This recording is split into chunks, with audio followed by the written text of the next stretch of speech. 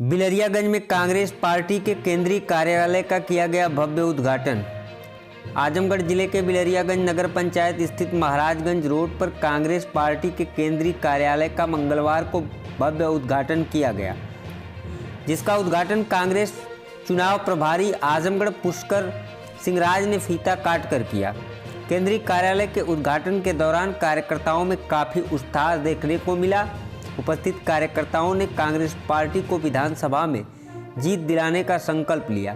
वहीं गोपालपुर कांग्रेस प्रत्याशी मिर्जा साने आलम बेग ने उद्घाटन समारोह में आए सभी लोगों का आभार व्यक्त किया।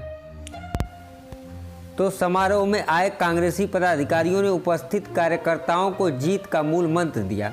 वहीं मीडिया से बातचीत करते हुए गोपालपुर विधानसभा के कांग्रेस पार्टी के प्रत्याशी मिर्जा साने आलम बेग ने कहा कि हम क्षेत्र में शिक्षा, बेरोजगारी और स्वास्थ्य के मुद्दे पर चुनाव लड़ रहे हैं और जीतने के बाद उसे पूरा करेंगे। उन्होंने कहा कि भारतीय जनता पार्टी की सरकार ने गरीबों को तोड़ कर रख दिया।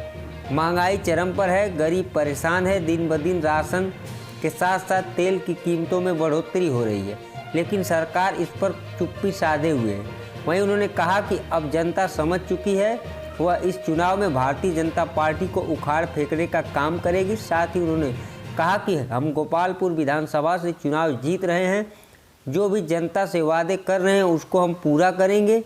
आइए हम आपको सुनवाते हैं क्या कुछ कहा गोपालपुर से कांग्रेस प्रत्याशी मिर्जा साने आलम बेग ने। देखिए, आज हमारा गोपालपुर विधानसभा का केंद्रीय चुनाव कार्यालय का आज उद्घाटन हुआ है और इस अवसर पे हमारे चुनाव प्रभारी आदरणीय श्री पुष्पराज सिंह जी मौजूद हैं और हमारे वरिष्ठ कांग्रेस नेतागण हैं, हमारे शुभचिंतक यहाँ पे मौजूद हैं। मैं इस मौके में बस इतना ही कहना चाहूँगा, आम जनमानस की भावनाओं का सम्मान करते हुए हम सब जो है कांग्रेस पार्टी के शीर्ष नेतृत्व का आभार व्यक्त करते हैं कि शीर्ष नेतृत्व ने हमें एक छोटे से कार्यकर्ता को, जिसने हमेशा संघर्ष करने का काम किया, उसे एक प्रत्याशी बनाकर आम जनता के बीच में भेजा है और हम जनता के बीच में जा रहे हैं। जिस तरीके का अभूतपूर्व समर्थन जनता के बीच में मिल रहा है, जनता का प्यार मिल रहा है, हमें इस बात का विश्वास है। जिस तरीके से गोपालपुर में स्वर्गीय गोमती यादव जी को आम जनता ने अपने कंधे पे बैठा के विधायक बना के सदन में भेजने का काम किया था, वो इतिहास फिर हम गोपालपुर में दोहराने जा रहे हैं। सर, मुद्दा क्या होगा गोपालपुर में? गोपालपुर में मुद्दा तो बहुत है, एक दो मुद्दे हो तो बताऊं, मगर जो मूलभूत सुविधाएं हमें मिलनी चाहिए, जो मुद्दे हैं शिक्षा, स्वास्थ्य, रोजगार, इन सारे मुद्दों पे जो है कोई बात नहीं करता, कोई चर्चा नहीं करता। यहाँ की जो पॉलिटिक्स है वो उन पॉलिटिक्स को हम लोग बदलने का काम करेंगे। कांग्रेस ने हमेशा जात, धर्म, मजहब से ऊपर उठ के राजनीति की है और उस परंपरा को हम लोग इंशाल्लाह कायम रखेंगे।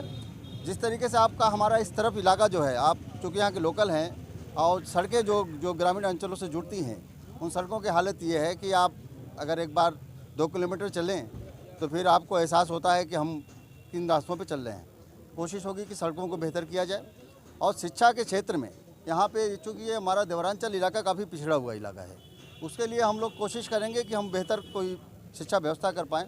एक आवासीय महाविद्यालय की आवश्यकता महसूस हो रही है यहाँ पर।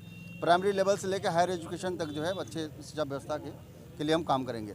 सबसे महत्वपूर्ण जो मुझे समझ में आता है कि जब कोई समस्या पैदा हो जाती है तो हम समस्या के निदान के लिए भटकते हैं। अगर हमको मालूम है कि ये समस्याएं हर साल आनी है तो उस समस्या का निदान क्यों नहीं हम पहले करते? हम संसाधनों की ज़रूरत पड़ती है, क्योंकि ये बाढ़ पीड़ित इलाका है, जहाँ मान के चलिए कि अक्सरियत जो महाराजगंज ब्लॉक का इलाका है वो बाढ़ पीड़ित है। उसके लिए हर वर्ष बाढ़ आती है और संसाधन जुटाने पड़ते हैं हमको। अगर हम उसके लिए पहले से संसाधन की जो है अस्थायी व्यवस्था कर लें तो मुझे लगता है कि बहुत सी समस्याओं से हम लड़ सकते हैं।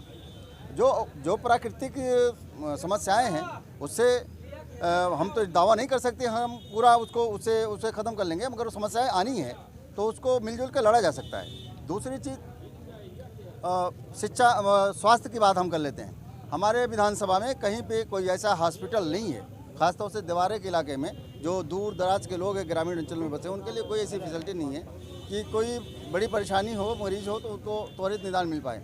कोशिश होगी कि हम कोई बड़ा जिसे एक मल्टी फैसिलिटी हॉस्पिटल जो हम लोग बनवा सकें, कम से कम 100 बेड का हो, कि जिससे इलाकाई लोगों को उसका फ़ायदा पहुंच सके।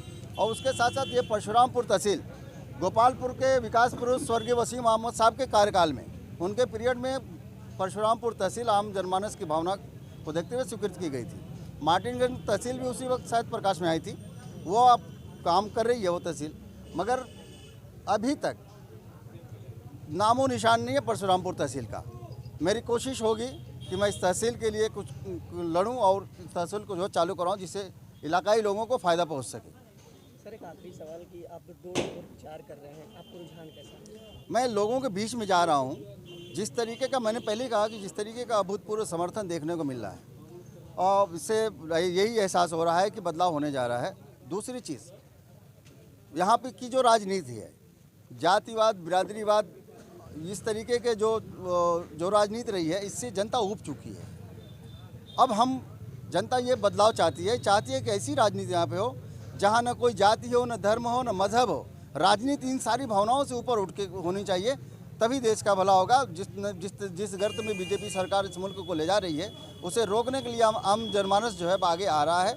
बेरोजगारी और तमाम समस्याओं से हम सबको मिलकर लड़ना है। इंशाल्लाह हम लोग मिलकर लड़ेंगे और फतह करेंगे। गोपालपुर के कार्यालय का बलियागंज का आज इनाग्रेशन किया है। मैं क्षेत्र में पिछले कई दिनों से घूम रहा हूँ, देख रहा हूँ यहाँ पर आज सारे कार्यकर्ताओं की मीटिंग लेकर जिन क्षेत्रों में जिनको जवाबदारियाँ दी गई है उन्हें सारी व्यवस्थाएं लगाई जाएगी और इसके बाद में बूथ लेवल पर हम लोगों को भ्रमण होगा और जो समस्याएं यहाँ देखी हैं हमने, वो समस्याओं के बारे में आपको बोलूँ न्यूज़ के माध्यम से तो वो ठीक नहीं होगा कि यहाँ पर लोग अनाज ही चुरा रहे हैं। 5 किलो मिलने वाला अनाज, उसमें से 1 किलो अनाज वहाँ दुकान वाला रखता है और 4 किलो उस गरीब आदमी को देता है। तो फिर उस प्रदेश में क्या विकास की बात करेंगे? जिस प्रदेश के अंदर विकास की बातें हो रही और जो देश की राजनीति को बदलने वाली स्टेट है यूपी, उसके अंदर इस तरह की चोरी हो रही है। आदमी के पेट का अनाज चुराया जा रहा है, उसे मूलभूत सुविधाएं नहीं दी जा रही है। आप मेन रोड से आइए, दिखेगा यूपी में बहुत बड़े बड़े हाईवे हैं, लेकिन आप अंदर आकर देखिए तो आप धूल के अलावा आपको कुछ नहीं मिलेगा। क्या विकास है? लोग कह रहे हैं कि यूपी बिहार का मजदूर यहाँ नहीं आएगा, यूपी बिहार का। अरे यूपी ने ही स्थिति बनाई है कि बेचारा बाहर क्यों जा रहा है। वो मजदूर बाहर मजदूरी करने क्यों जा रहा है? क्योंकि आप उसको रोजगार नहीं दे पाए, आप उसको सड़क की व्यवस्था नहीं दे पाए। यहाँ कई घरों को हमने ऐसा देखा है कि जिनके आवास नहीं है, उनको कुटीर नहीं मिले, प्रधानमंत्री आवास योजना का फायदा नहीं मिला। सिर्फ पानी का हैंडपंप लगा लेने से पेट थोड़ी भर जाता है। आपको रोजगार की व्यवस्था लगाना पड़ेगी उनके लिए। उनको सड़क से गांव और गांव से तहसील और तहसील से जिले तक पहुंचाने की व्यवस्था लगाना होगी।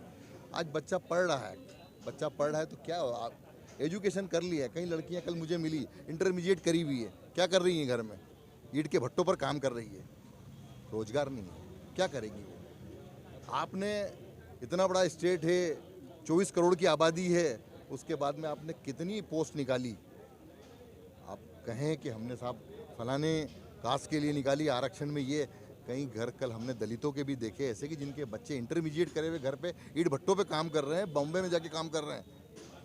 एजुकेटेड आदमी यदि इस तरह का काम कर रहा है तो फिर आपने रोजगार कौन सा दिया?